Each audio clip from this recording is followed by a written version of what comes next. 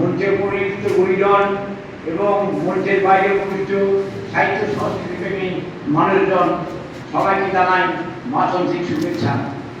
বলা হয়েছে, কিন্তু আজকে দুর্ভাগ্য বলে দেখছি শোনার লোক কেউ নেই।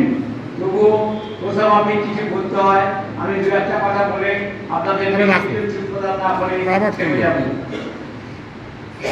যারা সাহিত্য সংস্কৃতি প্রেমী মানুষ, যারা বিচার কলম লেখেন, তাদের লেখার দুটো মাধ্যম আছে বলে আমি মনে করি। একটা হচ্ছে সাহিত্য পাঠের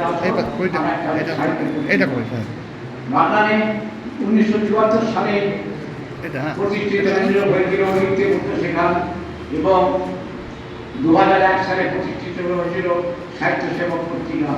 এই দুটোই এখন বাঙালির সাহিত্য প্রেমীদের কাছে বা বাঙালির বাইরের সাহিত্য প্রেমীদের কাছে একটা বেশ আকর্ষণের জায়গা।